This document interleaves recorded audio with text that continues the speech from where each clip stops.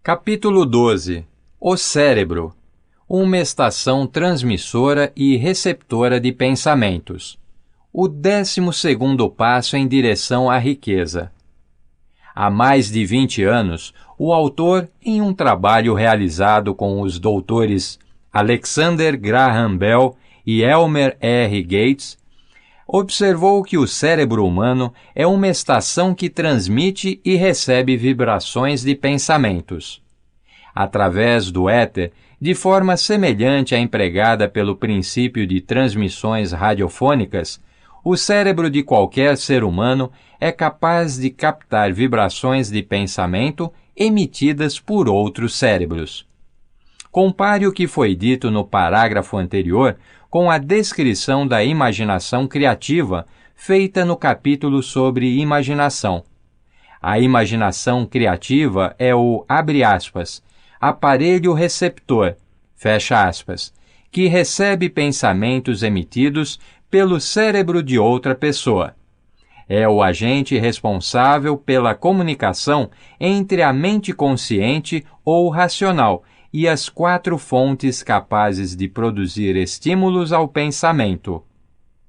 Quando estimulada ou, entre aspas, acelerada, a mente se torna mais receptiva às vibrações que lhe chegam através do éter, vindas de fontes externas. Esse processo de, entre aspas, aceleração acontece por meio das emoções, sejam positivas ou negativas.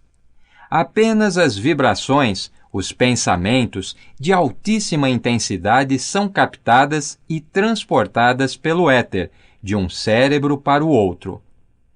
O pensamento modificado ou, entre aspas, acelerado por qualquer das emoções principais vibra ainda mais intensamente, e é ele que passa de um cérebro a outro, por meio do mecanismo de transmissão com que é equipado o cérebro humano. A emoção do sexo ocupa o primeiro lugar na lista de emoções humanas, no que se refere à intensidade e força motriz. O cérebro estimulado pelo sexo vibra muito mais intensamente do que quando essa emoção está ausente ou em descanso. O resultado da transmutação do sexo é o aumento da intensidade das vibrações dos pensamentos a um tal nível que a imaginação criativa se torna muito receptiva às ideias que lhe chegam. Por outro lado, quando vibra intensamente, ela não apenas atrai ideias emitidas por outros cérebros através do éter, mas confere aos pensamentos do próprio indivíduo aquele feeling essencial à captação e à atuação sobre o subconsciente. Assim, percebe-se que o princípio da transmissão é o fator pelo qual se combinam sentimentos ou emoções com pensamentos, passando-os ao subconsciente. O subconsciente é a, abre aspas, estação emissora, fecha aspas, do cérebro, e é o que transmite as vibrações do pensamento. A imaginação criativa é a, entre aspas, receptora, é ela que capta no éter essas vibrações. Ao lado de importantes fatores do subconsciente e da faculdade da imaginação criativa, que constituem a aparelhagem de emissão e recepção do mecanismo de transmissão mental, considere o princípio da autossugestão, que é o meio pelo qual a, abre aspas, estação transmissora, fecha aspas, pode entrar em operação. As instruções apresentadas no capítulo sobre autossugestão esclarecem bem o método pelo qual o desejo pode ser transmutado em seu equivalente financeiro. A operação da, abre aspas, estação transmissora, fecha aspas, mental envolve um procedimento relativamente simples. Basta ter uma mente e aplicar 3 princípios: subconsciente, imaginação criativa e autossugestão, Os estímulos pelos quais esses princípios entram em ação já foram descritos, e o procedimento começa com o desejo. As maiores forças são intangíveis. Os problemas econômicos obrigaram o mundo a cruzar a fronteira do entendimento das forças intangíveis e invisíveis. Com o passar do tempo, o ser humano intensificou a dependência dos sentidos, limitando seu conhecimento ao mundo material, o que se pode ver, tocar, pesar, medir. Agora entramos na mais maravilhosa das eras, uma era que nos ensina sobre as forças intangíveis do mundo. Percorrendo-a, talvez possamos aprender que existe outro eu muito mais poderoso do que o eu físico que vemos ao nos olharmos no espelho. De vez em quando, alguém se refere às forças intangíveis, aquelas que nenhum dos 5 sentidos é capaz de perceber. Nesses momentos, é bom lembrarmos que somos todos controlados por forças invisíveis e intangíveis.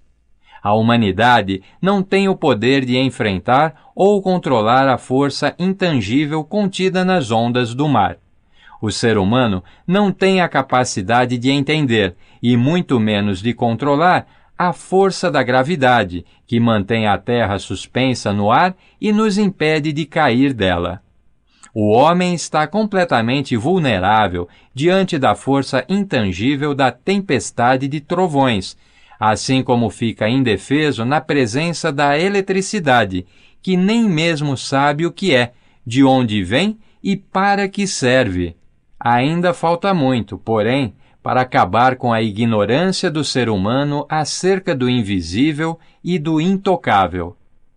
Ele não compreende, por exemplo, a força intangível e a inteligência presentes no solo, a força que lhe fornece cada porção de alimento que consome, cada peça de roupa que veste, cada moeda que tem no bolso.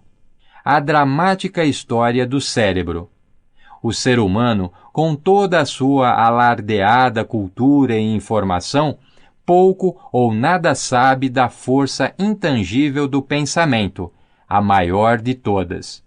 Seu conhecimento a respeito do cérebro físico, bem como da vasta rede de intrincados mecanismos pelos quais o poder do pensamento se transforma em seu equivalente material, ainda é bem reduzido, mas estamos entrando em uma era que deve trazer luz ao assunto. Cientistas têm dedicado atenção ao estudo dessa máquina estupenda chamada cérebro e, embora estejam ainda engatinhando, já acumularam informações suficientes para saber que, no painel de comando central, a quantidade de linhas que conectam as células cerebrais entre si gira em torno de um número que começa com o algarismo 1, seguido de muitos e muitos zeros. Segundo o Dr. C. Judson Herrick, da Universidade de Chicago, o número é tão impressionante que diante dele a medição de distâncias em anos-luz parece insignificante. Acredita-se que haja entre 10 bilhões e 14 bilhões de células nervosas no córtex cerebral, arrumadas segundo padrões definidos ordenadamente. Métodos de eletrofisiologia retiraram, com microeletrodos, correntes de ação, corrente elétrica induzida em fibras musculares quando eficazmente estimuladas, de células localizadas com exatidão ou de fibras em seguida. Amplificaram essas correntes com válvulas de rádio e registraram diferenças potenciais de até 1/1000º de volt. É inconcebível que uma rede tão precisamente elaborada possa existir com o único propósito de executar funções suplementares ao crescimento e à manutenção do corpo físico. Não é provável que o mesmo sistema que garante a bilhões de células cerebrais meios de se comunicarem possibilite também meios de comunicação com outras forças intangíveis? Este livro já estava pronto, mas não havia ainda sido enviado ao editor, quando o New York Times publicou um editorial comentando que, em pelo menos uma grande universidade, um inteligente pesquisador de fenômenos mentais fizera um estudo cujas conclusões estavam de acordo com muitas das teorias descritas neste e no próximo capítulo. O pesquisador mencionado era o Dr. Rhine, que trabalhava com seus assistentes na Universidade de Duke, e o editorial era o seguinte: o que é, entre aspas, telepatia? Um mês atrás, mencionamos neste jornal os notáveis resultados alcançados pelo professor Rhine e seus assistentes da Universidade de Duke, depois de mais de 100 testes, para determinar a existência de, entre aspas, telepatia e, entre aspas, clarividência. Os resultados foram resumidos em 2 artigos da Harper's Magazine. No segundo deles, o autor E. H. Wright procura transmitir o que entendeu, ou o que parece razoável deduzir, com relação à exata natureza dos modos, entre aspas, extrasensoriais de percepção. Como resultado dos experimentos de Rhine, alguns cientistas hoje consideram muito provável a existência da telepatia e da clarividência. Os participantes da pesquisa deviam tentar acertar as figuras impressas em uma coleção de cartões, sem olhar nem tocar o material.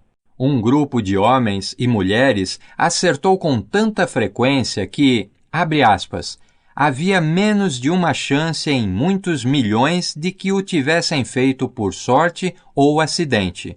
Fecha aspas. Mas como conseguiram? Esses poderes, presumindo-se que existiam, não parecem ser sensoriais. Que se saiba, não há qualquer órgão capaz de tal proeza. E mais, os resultados foram os mesmos. Quer as duas pessoas envolvidas estivessem no mesmo ambiente ou a quilômetros de distância uma da outra. Tais fatos, na opinião de Wright, descartam a explicação da telepatia ou da clarividência com base em qualquer teoria física de radiação. Todas as formas conhecidas de energia radiante diminuem de maneira inversamente proporcional ao quadrado da distância percorrida. Com a telepatia e a clarividência, isso não acontece. Esses 2 fenômenos variam de acordo com causas físicas, como os outros poderes mentais. Ao contrário do que muitos pensam, os resultados não são melhores quando a pessoa está adormecida, ou quase, mas quando está bem acordada e alerta.